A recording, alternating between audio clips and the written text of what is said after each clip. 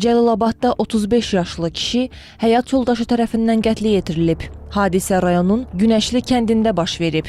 Məlumatlara görə kənd sakini 35 yaşlı Vüsal Cəfərovla həyat yoldaşı 32 yaşlı Kəsirə Cəfərov arasında yarımtikilidə mübahisə yaranıb. Bu zaman qadın bıçağa əl ataraq ərinə çoxsaylı bıçaq xəsarəti yetirib. Yaralı vəziyyətdə Cəlilabad rayon mərkəzi xəstəxanasına çatdırılan Vüsal Cəfərov təcili tibbi yardım şöbəsinə hospitalizasiya olunub.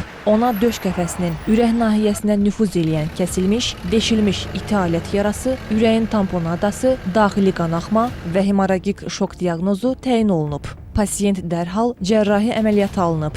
Həkimlərin çoxsaylı səylərinə baxmayaraq şəxs ölüb. Mərhumun yaxınları Vüsal Cəfərovun Bakıda daş karxanasında işlədiyini, hadisə baş verən gün yenicə kəndə qayıdaraq özünə ev tikməklə məşğul olduğunu bildirdi. Ailədə xırda, adi, qeyri-adi olmayan bir xırda bir münasibətdən baş verən hadisədir. 3 körpə uşaqları, ailə çox gözəl ailədir. Çox zəhmətkeş, öz alın tərləri ilə yaşayan, öz çörəklərini yeyən bir uşaqlardır.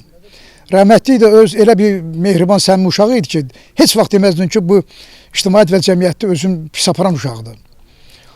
Belə bir ağır acıya hamımız təəssüflənirik, hamımız ağır acı keçirdirik. Kəsirə Cəfərova polis tərəfindən saxlanılıb. Faktla bağlı Cəlilabad rayon prokurorluğunda Cinayət Məcəlləsinin müvafiq maddəsi ilə cinayət işi başlanılıb. İstintaq davam etdirilir.